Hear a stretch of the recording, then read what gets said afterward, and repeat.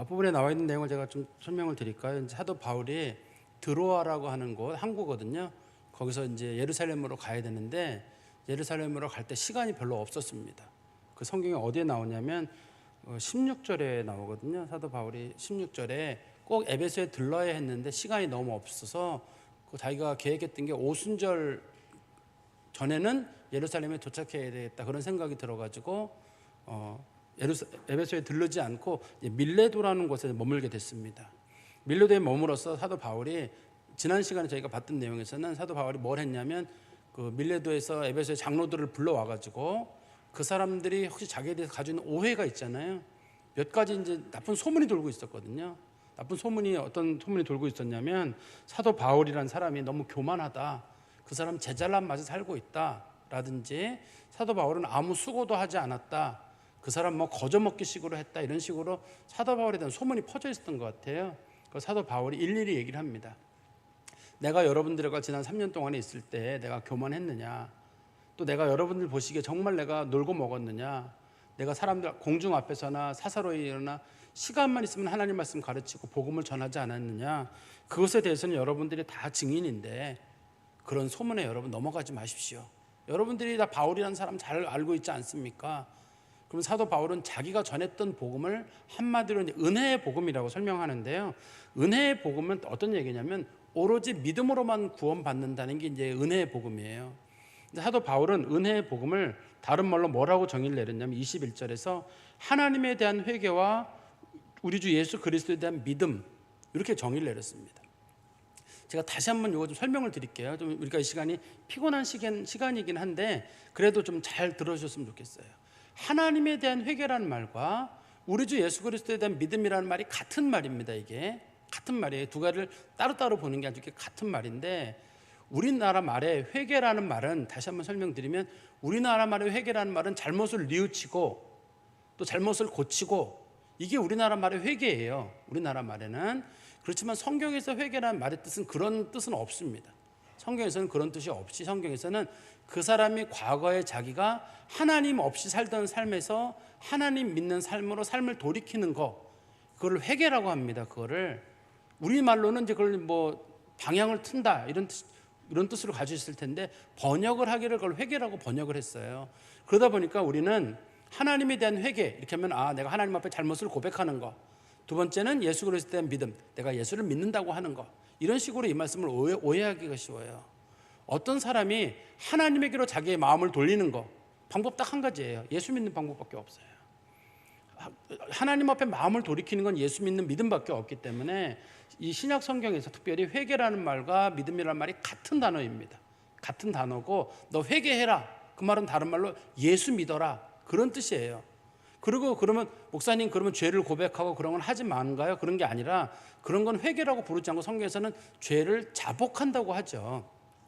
그래서 우리가 죄를 하나님 앞에서도 고백을 하고, 또 사사로운 개인적으로 지은 죄는 사람에게 고백하기도 하고, 죄의 고백도 마찬가지입니다. 죄의 고백도 내가 개인에게 지은 건 개인에게 고백을 하는 거고, 또 하나님 앞에 지은 건 하나님 앞에 고백하는 거지, 이 고백 자체를 다 무조건 하나님 앞에만 가서 고백한다고 되는 문제가 아니에요. 죄의 문제가.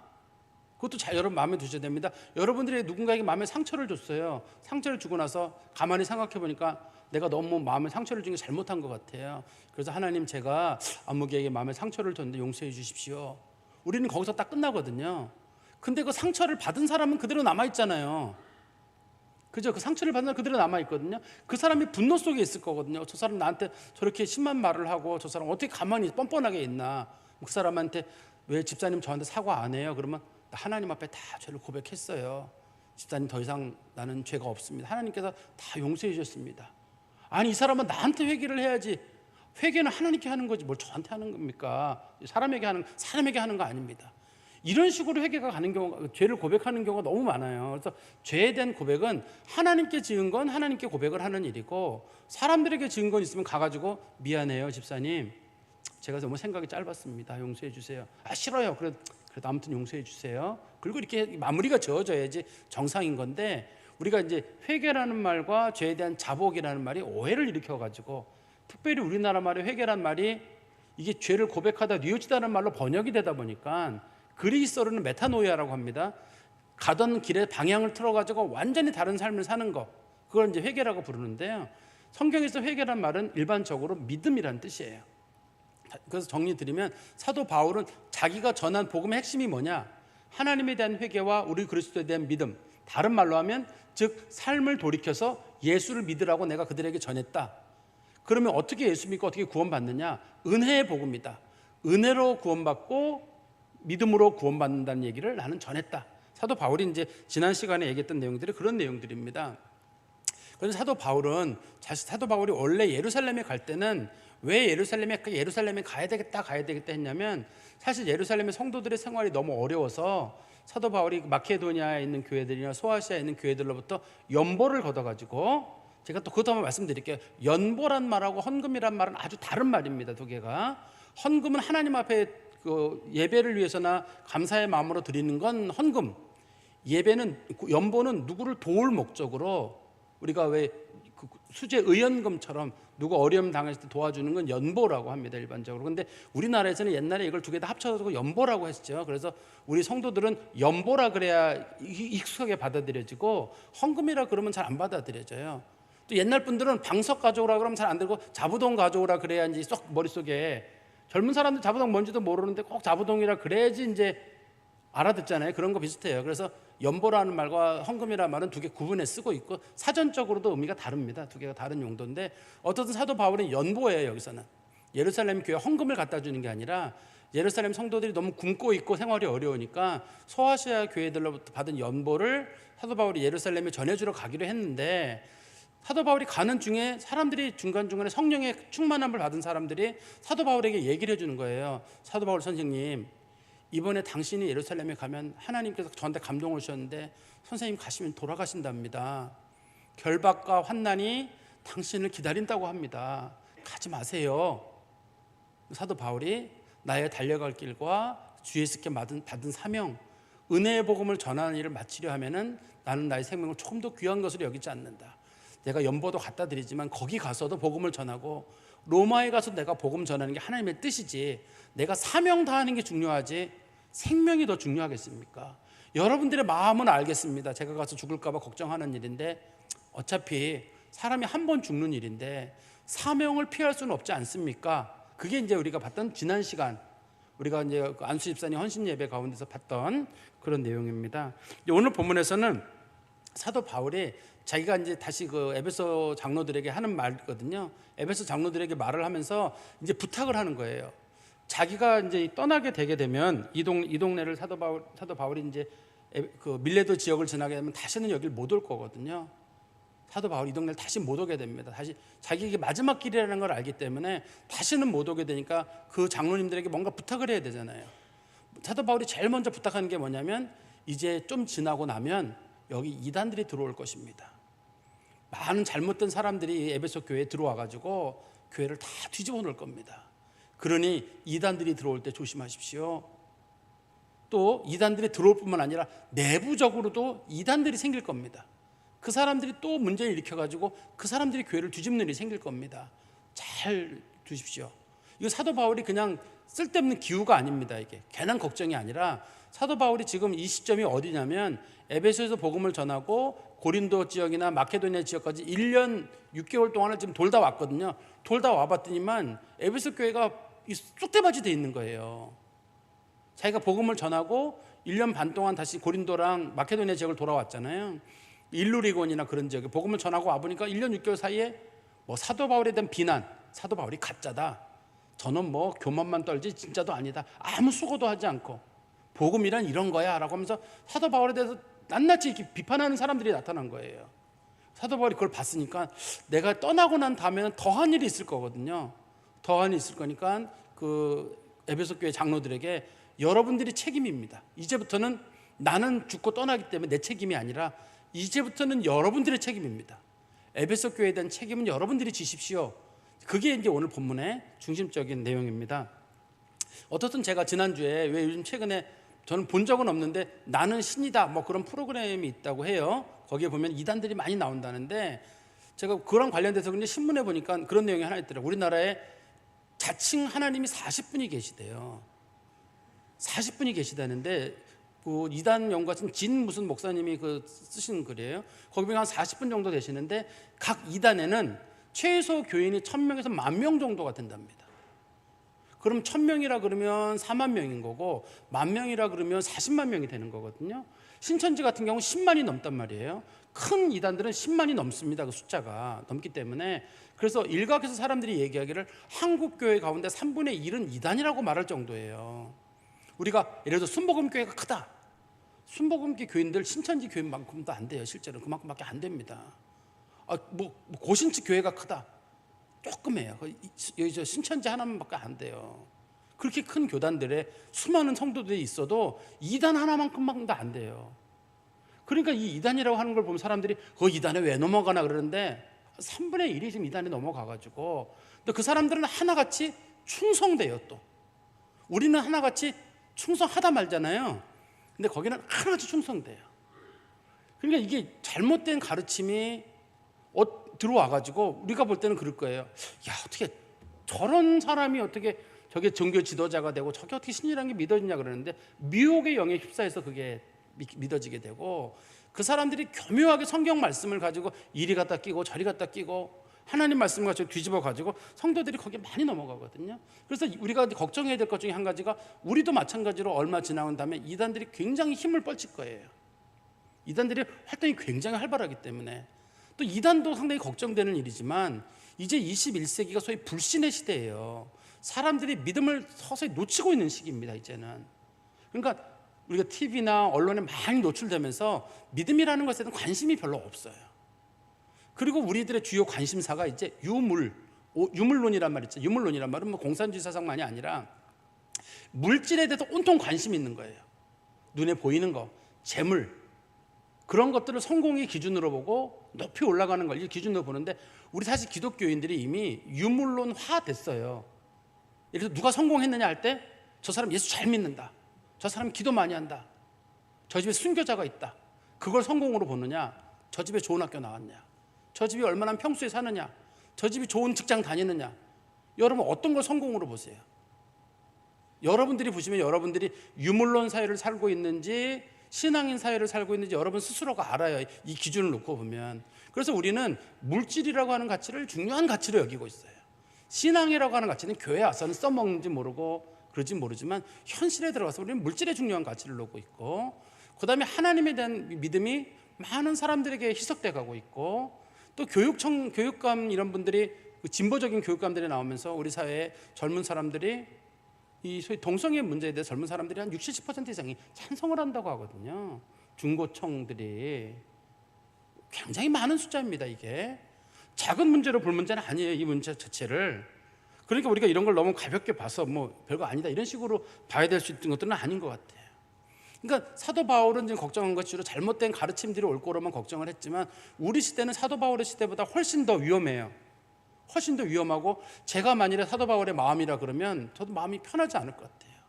여러분 이거 조심하십시오. 저거 조심하십시오. 저거 조심하십시오. 저래도 부탁을 할 것 같거든요. 그래서 사도 바울이 밀려도에 머물면서 에베소 장로들을 불러가지고 그분들에게 이제 부탁을 하는 겁니다. 오늘 25절의 말씀해 보십시오. 보라, 내가 여러분 중에 왕래하며 하나님의 나라를 전파하였으나 이제는 여러분이 다 내 얼굴을 다시 보지 못할 줄 아노라.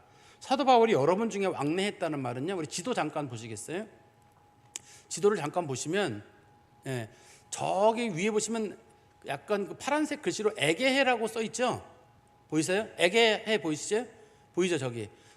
사도 바울이 지금 사역했던 지역이 에게해 부근 지역입니다. 저기가 그 에게에서 오른쪽에 에베소 지역이고 왼쪽으로 가면 고린도가 있고 저 맨 위쪽에 올라가면 빌립보가 있고 그래요. 사도 바울이 그 바닷가 지역, 그러니까 에게 연안에서 최근 사역을 했는데 그 기간을 잘 더해보면 한 7년 정도 돼요.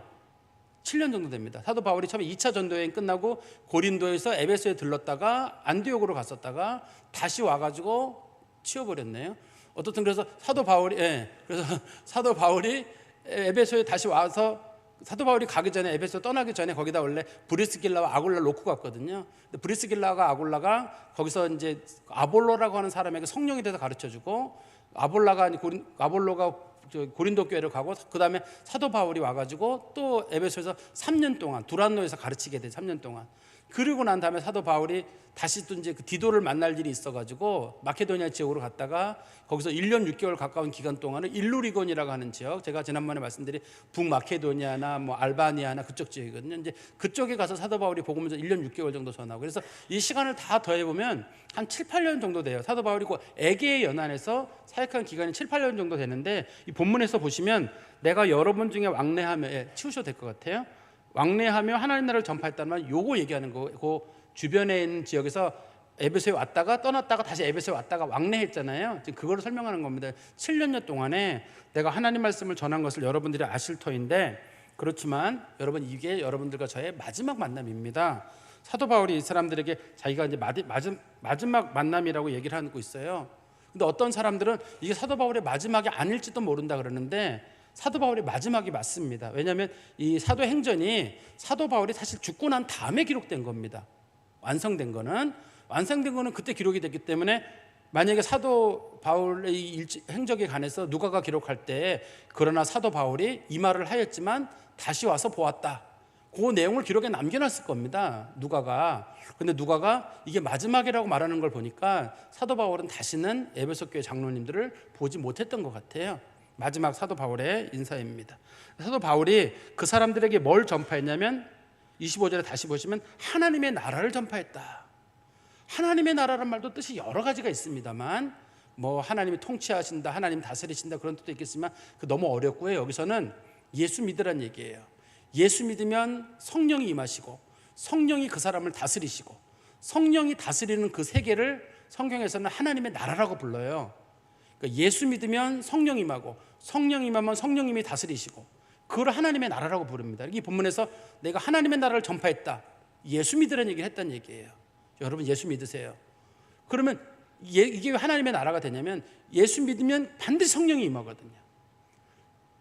우리가 그 예루살렘 교회에 처음에 그 사도들이 이방인들이 예수 믿는다고 할 때 다들 문제 삼았었어요. 이방인들이 그럴 리가 없다 한데, 바울도 그렇고 베드로가 증언하잖아요. 내가 그 이방인들에게 말씀을 전했더니 그 이방인들이 말씀 받을 때 성령이 임하더라. 그럴 때면 예루살렘 교회가 사도행전 15장에서 어떤 결정을 내렸냐면, 맞다, 이방인이냐 유대인이냐 중요하지 않다, 예수 믿으면 다 성령 받는다. 즉 예수 믿으면 이방인이라도 모두 구원 백성으로 받아야 한다. 이제 그런 결정이 내려졌었거든요. 그러니까 이 본문에서는 하나님의 나라란 말은 사도 바울이 지난 7년 동안에 그 소아시아에 있는 지역, 특별히 그 에게의 연안에서 복음을 전하면서 사람들에게 예수를 믿으라고 복음을 전했는데, 이제는 사도 바울이 가는 길이 이게 마지막이라는 뜻입니다. 그리고 26절에 그러므로 오늘 여러분에게 증언하거니와 모든 사람의 피에 대해 내가 깨끗하니 이는 내가 꺼리지 않고 하나님의 뜻을 다 여러분에게 전하였습니다. 사도 바울이 자신감을 갖고 얘기하는 거예요. 내가 할 수 있는 한, 100% 완벽한 사람은 없습니다만 사도 바울이 내가 할 수 있는 한 복음을 전할 수 있으면 다 전했다.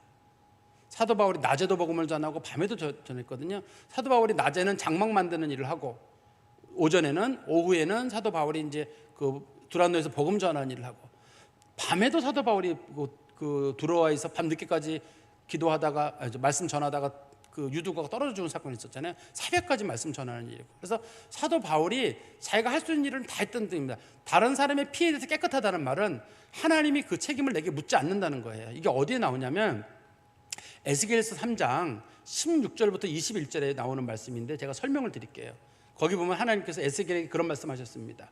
내가 악인에 대해서 말하기를 너는 정령 죽으리라, 아주 정말 악한 사람에게 얘기했는데, 내가 만약에 그 사람에게 가서 너 회개해라, 하나님이 너 잘못했다고 죽는다고 얘기했다.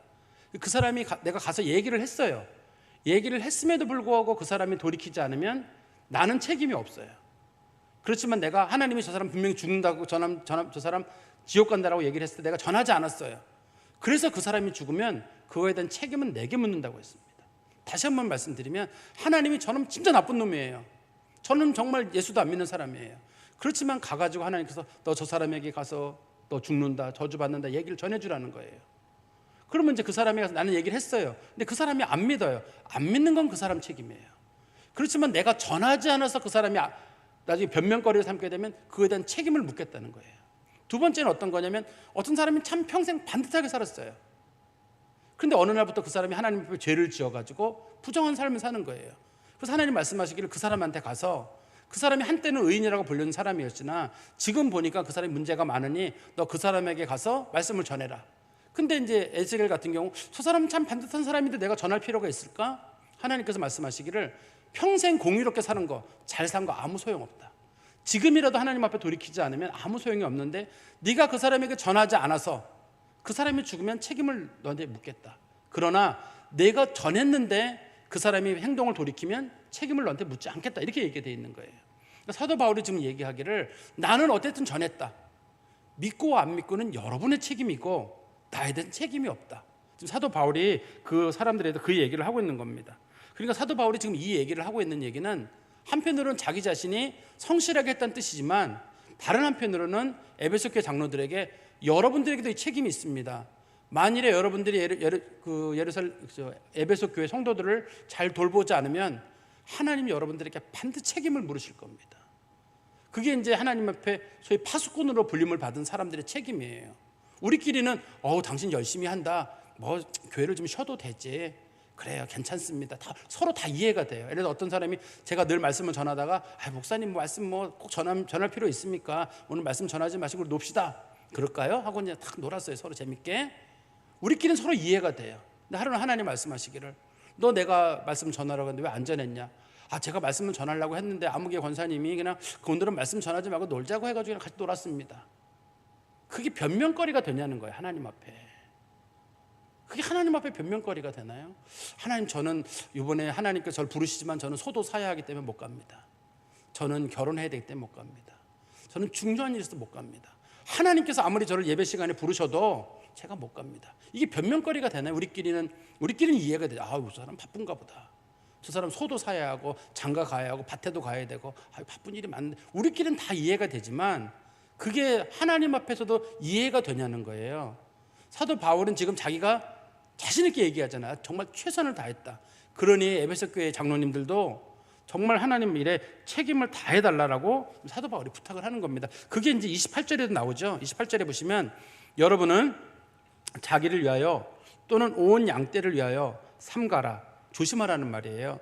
성령이 그들 가운데서 여러분을 감독자로 삼고 하나님이 자기의 피로 사신 교회를 보살피게 하셨느니라. 그런데 이 사도행전이 기록될 사도 바울이 이 말씀을 기록하고 얘기할 당시에는 교회에 교직 제도가 없었어요. 성직 제도가. 그래서 장로라는 직책이 있는 게 아닙니다. 그냥 그 교회에 나이가 많거나 신앙생활 하신 지 오래되신 분들, 그냥 그 사람들을 데려온 겁니다. 직분이 만들어지는 건 좀 뒤의 일입니다, 사실은. 그러니까 여기서 장로님들이라고 할 때 그 장로님들이 우리 교회 장로님들인가? 그런 뜻도 아니고, 천주교에서는 여기 보면 이걸 감독자라고 되어 있으니까 감독자가 그리스어로 에피스코포스라고 하거든요. 에피스코포스란 말을 라틴어로 바꾸면 이게 주교란 뜻이에요. 주교. 그러니까 천주교에서는 이 감독자가 천주교 주교다. 그래서 하나님께서는 천주교 주교 제도를 처음부터 만들었다는데 그런 제도가 아닙니다. 아직까지는 성직 제도가 들어있는 게 아니라 이때는 그냥 그 교회에 나이 많거나 신앙에 연륜이 있는 분들이에요. 그분들에게 사도 바울이 부탁을 하는 겁니다. 당신들에게 양을 돌보시는 책임. 그들도 양이고 또 성도들도 양이거든요. 서로인데 서로 양을 돌볼 책임이 있는 거예요. 그 책임을 잘 돌보십시오. 하나님께서 그리스도의 피로 사신 교회니 여러분들이 책임을 다해야 된다는 거예요. 그러니까 하나님의 교회가 정말 소중해요. 이 교회는 그리스도의 피값으로 사은 교회고 그리스도께서 세우신 교회이기 때문에 여러분들 꼭 마음속에 여러분들이 여기를 계시든 다른 교회를 가더라도 제발 교회를 흔들거나 교회를 사적으로 이용하거나 교회가 분란의 장소가 되거나 절대 안 됩니다. 그거는 그리스도의 몸을 가르는 행위예요. 근데 우리나라는 어떤 일인지 모르겠는데 국내에 있는 교회든 국외에 있는 교회들이 그냥 서로 이전 투구하고 다투고 교회를 가르고 비판하고 쫓아내고 누구 뭐 어떻게 하고 교회가 해설대로 그리스도의 몸을 어떻게 우리가 그렇게 훼손할 수가 있어요.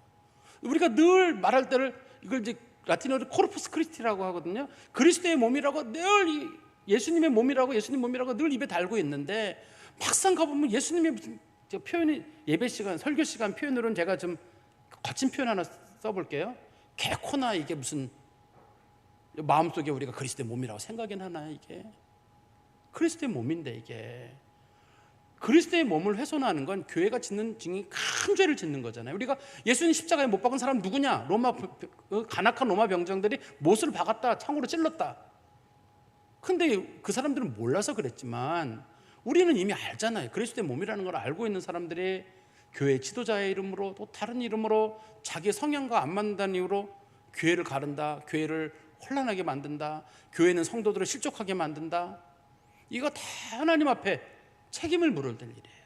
사도 바울이 그래서 그 문제에 대해서 여러분들이 책임져야 될 일이니 여러분 조심하십시오라고 설명을 하는 겁니다. 그리고 29절부터 보시면 사도 바울의 마지막 부탁입니다. 이게 내가 떠난 후에 사나운 이리가 여러분에게 들어와. 이제 사나운 일이란 말은 이단이에요. 이단과 잘못된 사상들이 이 교회로 들어올 거거든요. 들어와서 그 양떼를 아끼지 아니하며 성도들을 자기들 입맛대로 바꿀 겁니다.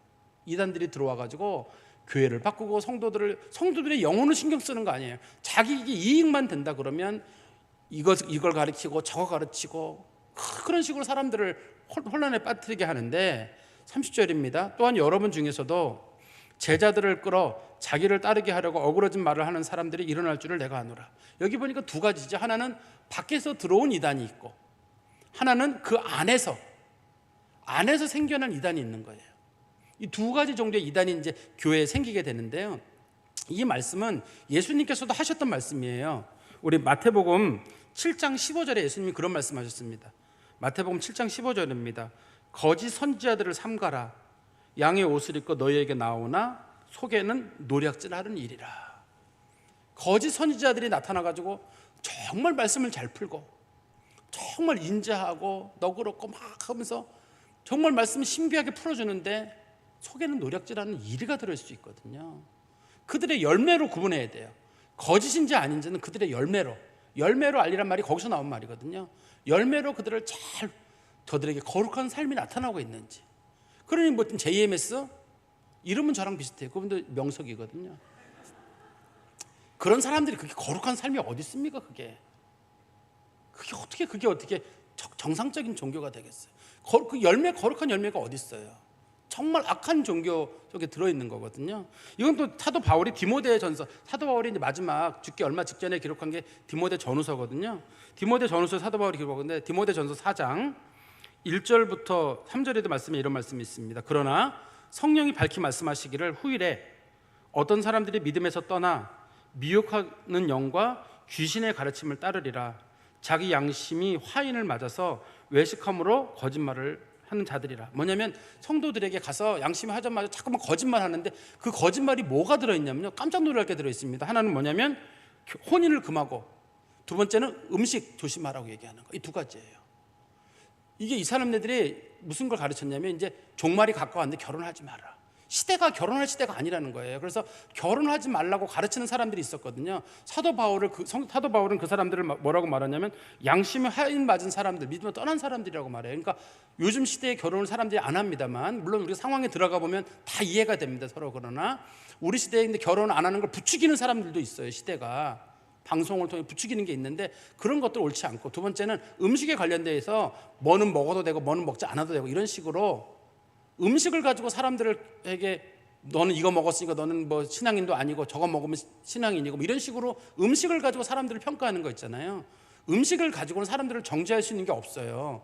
우리가 술, 담배나 마약이나 이런 걸 안 하는 이유는 그거는 이제 그리스도인들이 해서는 안 되는 것들이고 몸을 해야 하는 것들이니까 안 하는 것뿐이지만, 누가 어떤 음식을 먹었다고 해가지고 저 사람은 저거 먹었으니까 저건 가짜야, 저건 신앙인도 아니야, 음식을 가지고 사람을 정죄하는 것도 양심에 화인 맞은 외식하는 사람들이 한다는 거예요. 우리는 음식을 조심하는 게 도리어 신앙생활을 잘하는 사람들의 태도라고 생각하는 거예요. 조심하는 건 좋습니다. 그렇지만 누가 어떤 음식을 먹는다고 해가지고 그 사람에게 넌 저거 먹었으니까 넌 가짜고 너는 뭐 이런 식으로 얘기하고, 교인이 왜 그런 음식을 먹는, 이런 식으로, 그러니까 몸을 해하는 소위 사회의 악이라고 불리는 술, 담배나 마약 같은 그런 거 말고요, 어떤 음식에 대해서 자기는 자기가 안 먹는다고 다른 사람이 먹는 음식에 대해서 막 정죄하는 경우 있잖아요. 그런 경우도 마찬가지일 거예요. 아마 여러분들 제가 구체적으로 말씀을 안 드립니다만 생각해 보시면 아실 것 같아요. 어떻든 간에 이 교회에서는 하나님께서 교회를 세우실 때 이 교회 성도들에게는 믿음 안에서 자유를 줬어요. 그런데 자꾸만 사람들에게 무거운 짐을 지어가지고 너 그렇게 하면 천국 못 가, 이 음식을 조심해야지만 너 진짜 경건이고 진짜 구원이고, 사도 바울이 갈라디아서 1장에서 그 부분에서 얘기를 하잖아요. 음식 가지고 사람들 뭐라 그러지 마라. 족보 가지고 얘기하지 마라. 집안 가지고 얘기하지 마라. 할례 가지고 말하지 마라. 만약에 그런 사람들이 있다 그러면 그는 누구라 할지라도 하나님 앞에 저주를 받을 거라고 했어요. 오직 예수 그리스도의 믿음 안에서의 자유를 누리게 하고 믿음 안에서 살아가도록, 목사님 자꾸만 믿음 얘기하고 자유를 얘기하면 성도들이 방종된 삶을 살지 않을까 할 때, 그 사람이 방종된 삶을 살든 네가 왜 간섭이냐, 네가 뭘 하나님이라고, 네가 그 사람 너무 방종하지 않도록 이거는 조심하라 그러고 저건 조심하라 그러고 해야 되지 않을까요? 사도 바울은 그런 사람들에 대해서 하나님 앞에 큰 심판이 있다고 했어요. 그러니까 우리가 볼 때는 부족해 보이는 사람이 있거든요. 신앙생활 내가 볼 때 아유 영 엉망인 것 같은 사람이 있어요. 그래도 기도해주고 그리스도만 믿는다 그러면 다 품어줘야지, 내 마음에 안 든다 해가지고 저 사람은 경건하지 않으니까 저거는 가짜야, 저 사람은 구원 못 받아, 이런 얘기들은 우리 입에서 일절 나오지 않도록 조심해야 됩니다. 우리는 그게 경건처럼 보여요. 우리들 입장에서는. 저도 그게 경건 같아요. 그렇지만 성경에서는 그게 아니에요. 성경에서는 그리스도 안에서 자유를 누리게 하고 믿음으로만 구원을 얻게 하고, 그것이 앞부분에 나와 있는 은혜의 복음이라고 하는 거예요. 사도 바울은 평생 그거 전하려고 굉장히 애를 썼는데 이제 그거를 깨뜨리는 사람들이 나타나는 겁니다. 깨뜨리는 사람들이 나타나가지고 너 이거 안 해? 이거 안 하면 너 가짜, 너 이거 하면 진짜, 이런 식으로 자꾸 선을 정해놓으니까 성도들이 신앙생활 잘하다 갑자기 즐거운 마음으로 신앙생활 했는데 갑자기 내가 성도 아니래요. 어떤 새로운 목사님이 왔는데 하는 말이 나같이 신앙생활하면 지옥 간대요. 그런 얘기를 생기는 거였어요. 당시 에베소 교회 내에서요. 사도 바울이 그런 일이 생기지 않도록 특히 조심하라고 말하고 있습니다. 그게 이제 외부나 내부나 다 마찬가지로 그런 일들이 있을 거거든요. 그리고 본문 맨 마지막 31절에 그러므로 여러분이 일깨어 내가 3년이나 밤낮 쉬지 않고 눈물로 각 사람을 훈계했던 것을 기억하라. 이 사도 바울이 에베소 교회에게 부탁하기를, 여러분 이단이 분명히 올 겁니다. 여러분들에게 이단이 분명히 올 것인데 내가 여러분들 말씀으로 가르치고 훈계했던 걸 여러분 기억하시고 이단에 대해서 대응하도록 교회에 가르쳐 주십시오. 사도 바울이 이제 마지막으로 부탁을 하는 겁니다. 제가 이제 말씀의 결론을 맺으면 이 에베소 교회는 그리고 어떻게 됐을까요? 에베소 교회는 나중에 이단으로부터 철저하게 교회를 지키게 됩니다. 대신에 요한계시록 2장에 가면 예수님 뭐라 그러시나요? 요한계시록 보면 2장 보시겠어요? 요한계시록 2장 2절에서부터, 이게 이제 에베소 교회가 같은 에베소 교회거든요. 요한계시록 2장 2절부터 4절에 방향이 뜻밖의 다른 방향으로 가게 됩니다. 교회가. 요한계시록 2장 2절부터 4절입니다.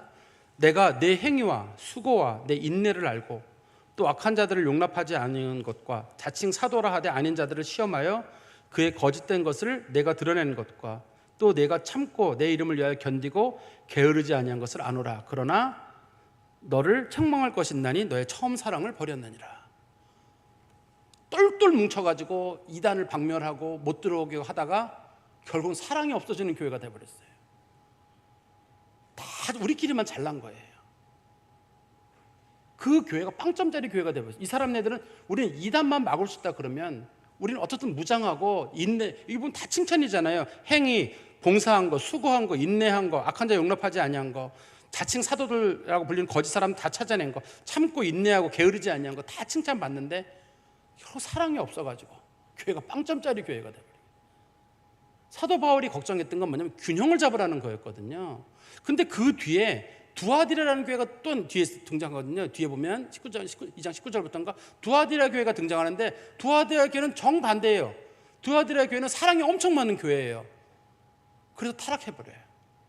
누가 잘못된 게 들어와도 사랑이니까 덮어야죠. 교회가 왜 건증합니까? 다 사랑으로 덮어야죠. 교회는 은혜입니다 하다가 타락해버려가지고 교회답지 않은 교회가 돼버리게 돼요. 이 교회의 균형을 잡는 게 어렵습니다. 에베소 교회는 진리를 잘 지킨 교회였는데, 수고하고 봉사하고 인내한 교회였는데 사랑이 없어서 빵점짜리가 되고, 두아디라 교회는 사랑은 많은 교회였는데 진리가 없어가지고 교회가 아닌 교회가 돼버렸어요. 그 교회는 뭐냐면 뭐든 다 사랑이에요. 용서, 화합 덮어주고, 이단도 덮어주고, 잘못된 것도 덮어주고, 무슨 뭐 엉망으로 해도 다 건징도 없고 다 덮어줬거든요. 대신 그건 교회가 아니에요. 그러니까 우리가 기억해야 될 것은 이 두 가지의 균형을 잘 맞추는 거예요. 이단이 들어오는 거 들어오지 않도록 교회가 막는 일도 교회가 해야 될 일이고, 또 한 가지는 교회가 대신에 사랑이라고 하는 가치를 절대 잊으면 안 되는 거. 그래서 신앙생활이 쉽지 않아요. 이 균형을 잘 맞추는 그런 교회가 되시기를 간절히 소망합니다. 기도하겠습니다. 하나님 아버지, 주님 안에 감사합니다. 저희들이 다음 세대를 생각할 때 참 걱정되는 일이 많이 있습니다. 저희가 할 수 있는 일이 무엇이 있겠습니까? 그저 기도하고 우리들이 깨어서 눈물과 수고로 가르치고 훈계하며 사도 바울이 했던 것처럼 우리도 안타까운 마음으로 눈물로 기도하는 방법밖에 없으리라 믿습니다. 저희들이 하나님 깨어있게 해주시고, 그러나 그것은 남을 비판하거나 남을 공격하거나 사랑이 없어지는 교회로 변질되지 아니하도록 이 균형을 잘 이루는 교회가 되도록 주께서 이끌어 주시옵소서. 예수 그리스도의 이름으로 기도하옵나이다. 아멘.